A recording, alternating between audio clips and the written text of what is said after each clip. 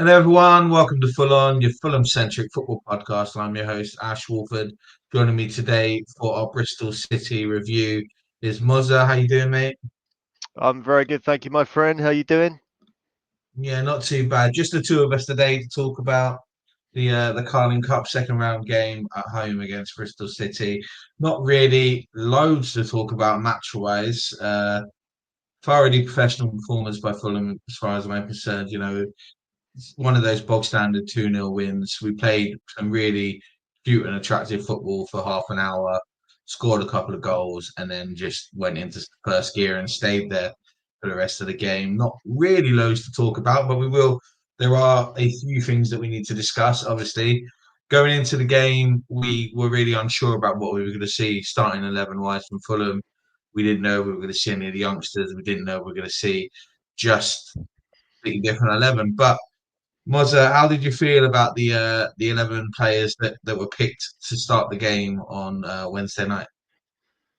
Not overly surprised, but in the same breath, yeah, the selection that was made, I mean, is what we could make the best of what we have available. I noticed the commentators kept mentioning about the Comte in goal. Sorry if I haven't pronounced his name properly yet. I don't know if he's done a Twitter or X post about how you should say his name, but anyway, the only signing we've made, our backup goalkeeper who played. Yeah, that was expected. Nice to see Diop back and Cuenca.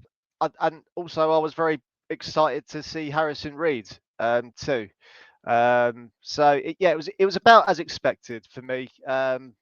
Was quite surprised that Raul started over Munez, but there's a little bit I want to say about him later on as we go on and talk about as much as we can of the game.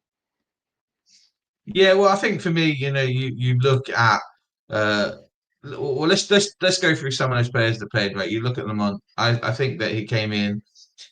He didn't really have much to do in the games. It's really hard to judge how much of a good understudy he's going to be to Leno. It would have been nice if he was maybe just a little bit busy. I know that Bristol City had a few more opportunities in like the final 10 minutes as they got a bit frantic trying to sort of cut back in. But from what we did see from him last night, I was quite happy. He looked quite good on the ball.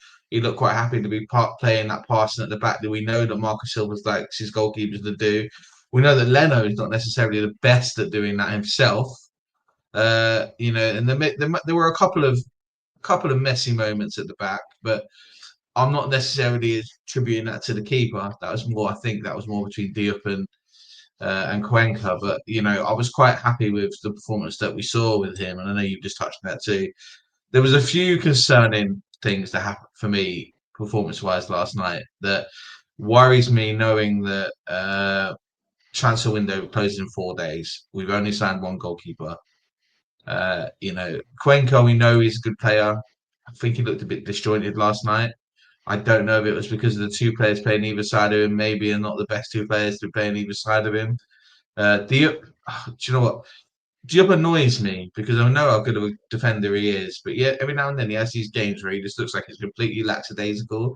And he didn't do anything wrong last night. It was a good professional performance, like I say, but it was a bit messy. He was a bit messy at times. Castagna, I don't really know. Castagna looked a bit slow. There's a couple of moments where he really got caught out. And ideally, I don't think I would have seen him playing last night. But obviously, we know that we're trying to change that team and keep the squad fresh for the bigger game, which is obviously the Southwest Six Derby on Saturday. Cess left back.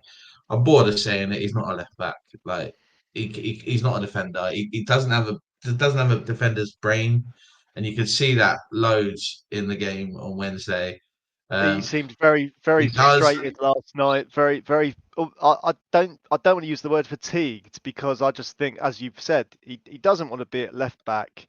He looks fed up being there. But we all know, as we always say, he is much better in his preferred position. So yeah, I can agree more with you on that one about Cess. Yeah, I thought Harrison Reed came on and looked good. Harrison's one of those players that if there's any player who's really on the periphery of the squad in the sense of, I don't think they're going to be playing games much this season, but he's going to be on the bench. He's going to be needing these cup games. It's probably him. If there's any player that you look at the squad as it is now, other than maybe Andreas Pereira, who we know is likely to be leaving, who you could say was maybe surplus to requirements, it's probably Harrison Reed, which is a bit, not great to say because we all really like him. He's a good, honest professional, right? Yeah. Performance like last night prove exactly why he should be staying at the club. I thought he was great. I thought you know, he's so calm on the ball. He has a really good footballing brain, which is brilliant. And him and TC work really well next to each other. I thought Tom Kearney again. It's just Tom Kearney, man. There's no other words to describe him. Just a good professional performance from him. It's when we then go into, that front three, four that we had last night. Emil Smith Rowe he just had a bit of not a bad game, but I just don't think much of the football came through him. And when it did, Mm. everything he did quite well. We had a few really nice bit of link up play with he had a few really nice bits of link up play with Sessa on the wing, and then there was some good interchanges between him and Tom Kearney, which is good to see. And we'll talk about some of the gameplay in a second. Wilson and Jimenez made their first team players, as far as I'm concerned. They were both the best. We now got a little bit of a concern, obviously, with Wilson's potential injury, and we don't know how long he's going to be out for. Still, hopefully, it's not a long term one. It's really frustrating with him that we seem to get. He has one of these injuries every season where he's like out for like 4 or 5 weeks, and it's just if he wasn't as good as he was, and we weren't a mid-table Premier League team, he probably would have been shipped on because of it, which is a shame to say, but it's the truth, right? But I thought he was really good and did play. The player I want to talk about, uh, and I wanted to talk about it last night in our quick react after the game, was Adama Traore, Amanda, as he Right. is known affectionately.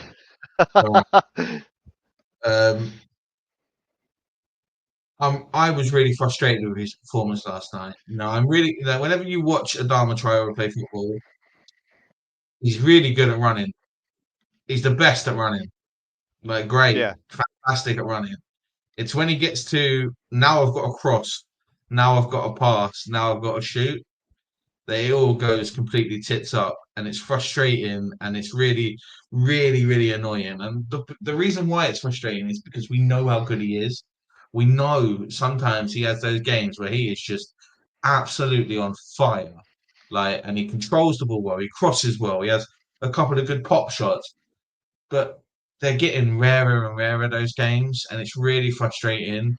I don't think I've ever seen a footballer who's athletically as gifted as he is, but with such like, a non-existent footballing brain. How frustrating is he for you to watch play football? Um, about as frustrating as it is to watch Fulham play football altogether, really. I mean, to me, from what you've just said there, mate, like, he kind of personifies Fulham. He's got all the qualities that are needed in a way in order to do the things that need to be done. But I said it myself, watching the game, when he did have those moments and pot shots. It, he we always say it, there's so many phrases we can use, right? Like hit and miss, but he's about 1 out of 10 on target. I don't know. I ain't got a spreadsheet in front of me, which I'm sure good old AJ would normally have to actually give us the accurate numbers there. But it feels like that. I think he's got the passion. I can't knock him for having a go, but he to me is an impact player. So I'm not begrudging the fact that he started like the game yesterday because a cup game, so you would expect him to start it like a few of the others. But yeah, he has no right being as quick as he is. He's a big boy, he's huge, right? Like, but I do like the fact that he gives it a go, and I feel like there was a lot of frustrations in this game, right, that we saw against us playing United, where I mean, you said it at the start, Ash. It was a very professional game, very respectful. Even when Jimenez got that first goal and didn't like properly celebrate it, yeah, it was an own goal. But we're a Premier League side against a side that isn't. So it's the unwritten rule, really, isn't it? You don't put out your strongest 11 against a lower league team. But I still feel like how we played against Man United, there were moments, there were opportunities, there was time, there was space that weren't taken advantage of, where we could have had a shot instead of messing around with the ball outside the box. It was almost like, I don't know if this is Silva's tactic or a style of play, or if the players don't have the confidence to actually take the ball and make runs and go inside the box. And when we are inside the box, they lose that opportunity to get a shot away, and they're overcrowded. It becomes a goalmouth scramble, a pre-goalmouth scramble before it can become a goalmouth scramble. And you can see how frustrated us fans again with that as well. Us being hammy and season ticket holders, the amount of times like when Fulham are, you know, the goal that they're trying to score in the goal at the hammy end, the fans are going this way, push forwards. It's like, why are we pissing about with it, giving it back? Yeah, you got to hold up the game, hold up the ball. That is needed. There were moments like that. You mentioned Tom Kearney last night. There's control. I understand it's against Bristol and it's this cup game, but yeah, it does concern me, because if we're playing like that still against Bristol in the same way I feel we did against United, it is slightly eyebrow raising. But I don't want to dwell on it. It's still early days, but yeah, I'm not going to lose sleep over Traore's performance last night. No, no, I get it, and I respect it. And I think you're right. I think if I'm a player who's played 70 minutes of football and then I see a Adama Traore coming on and I'm defending him, I'd want to walk off the pitch and be like, no, no, that's fine, good, whatever. Like, I get it. I just don't think he's a starter.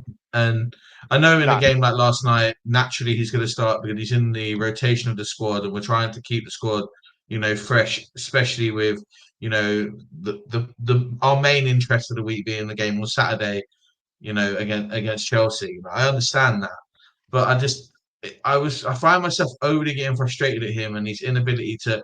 It's that final moment, that final ball, that final cross, that final shot, that final pass, and they always seem to go wayward. And I know that you are right. It's very like indicative of Fulham in general. We do it all the time, right? We're really bad at getting the ball in the box. We're really bad at having that pop shot. We're really bad, and it is frustrating. And I do think that yes, maybe it is a Marco Silva thing that that we're always trying to score almost like the perfect goal. And at yeah, times, just like sometimes you just want someone to take the ball by the horns and have a shot. And we know we can do that. Harry Wilson scored 5 or 6 goals over the last couple of years from absolutely nothing because he's willing to take a shot on.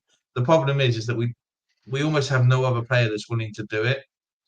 Tom Kearney used to do it when he was maybe a little bit faster foot than he is now. The age is sort of catching up with him a bit. He doesn't have that quite, the speed in his feet to get the ball out to then have a pop shot like he used to. But it would be nice to see some more players coming in who have the ability to do that. And we'll see. The transfer window shuts in 4 days. 3 by the time this comes out, or 4 still actually when you think and about it. how Like we how need many to. hours? Who's counting? Yeah, yeah. Like we'll get the stop clock out. We need some players in. I know we're heavily linked with players, but we've been heavily linked with players all summer. There's no one's come through the door, and it's frustrating, and it is what it is. But ultimately, we look at last night's game, and there isn't really much to review other than saying that it was a good professional performance by Fulham. We got 2-0 up. We didn't come out of second gear. We didn't need to.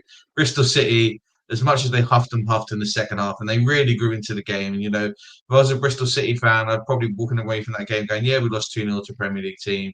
I'm not that too disheartened by it." We played well. They did play well, and they had some opportunities at the end. They potentially could have scored, but ultimately, it finished 2-0 because Fulham didn't need to get out of second gear. And if we did have to get out of second gear, then maybe who knows, it might have been different. We're not the sort of team that's cutthroat. We're not the sort of team that go and beat teams, 5-6-0, even though we have done in the past, under Marco Silva. Now we're a Premier League team. That's not the sort of thing we try to do. It's more about last night. I think was more about conserving the energy, having the legs fresh and ready for what is the most important game, which is Saturday. And it is as simple as that. Yep. Well, we're not really going to talk too much about this one, as I say, but what we do need to do is end this pod that we always do and talk about man of the match and some potential like some potentials who could be in for it. Give us your honourable mentions and your man of the match for the game, please. My honourable mentions Harrison Reed. Actually, as you just explained earlier, I'd want to see him starting more. I don't quite understand why we haven't seen more of him, apart from when he's been injured. But if Pereira's going out the door any second now, it won't happen, will it? Now I've said that. Hopefully we'll see more of No. Reed.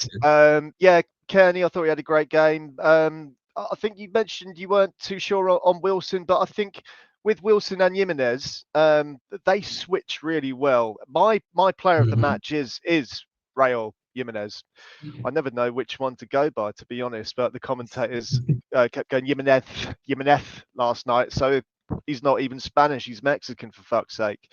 So I can't be getting it too badly wrong. But Wilson and Raul, I think they work really well. He's a playmaker. Not even though he's a striker, he is very good at assisting and setting up the goals, making the goals. Sure, the first one he was still there. It was an own goal, but yeah, getting the second as well. But he was still calm, cool, and collected, and laid back, as you've just said, mate. Like, there was no need to go full on, pun intended there. So yeah, that man is my pick. Yeah, I think for me, I agree wholeheartedly with your honourable mentions. Tom Kenny, I thought controlled the game really well yesterday. You could tell he's definitely when we have a captain on the pitch who's actually an outfield player, you can really tell sometimes that we're just a little bit calmer on the ball than we are when Leno's captain. I'm not saying that Leno shouldn't be captain when he is. It's just it's just by the nature of Tom Kenny being on the pitch that we are just naturally a bit more calm and collected as we play. For me, my man in the match would also be Harrison Reed. I thought he he played really, really well. I know you went him and Ed, but I would go Harrison Reed. I thought he played really well. I thought he controlled what he needed to control well. He was tough in the tackle when he needed to be tough in the tackle. When you play against teams like Bristol City and these championship teams, you need somebody who can, not be bullied in midfield. If anyone who's seen any of the highlights of the Man United Grimsby game, one of the reasons why Man United lost that game is because, their midfielders have been bullied by the lower league teams who play a little bit more, aggressive. And we know that. And I think he handled that really well. Plus, the quick taking of the corner cut back to Raul Jimenez is brilliant. We've been waiting for a bit of a little bit of just something from a corner that shows that we actually practice them. And I think that there was a sign there that maybe, just maybe, there's been some work done on the training ground over corners because we saw it with that bit of action. So we'll go with that. There's not really much more to say on this match review other than somehow we've managed to fill 20 minutes. I don't quite know how, but hey, we did. Our Chelsea preview will be out tomorrow morning at 10 a.m. This will be out tonight at 10. So it'll be out. Chelsea review will be out. Preview, sorry, will be out tomorrow at 10 a.m. ready for the SW6 derby on Saturday. We're about to go and record that. Hopefully, with a couple more of the guys available to come and join us with it. Not really much to say other than we're through to the third round where we'll play against Cambridge at home. Should be winnable. Hopefully, that isn't a kiss of death me saying it. We'll see you all very soon. Come on, you whites. Got me whites.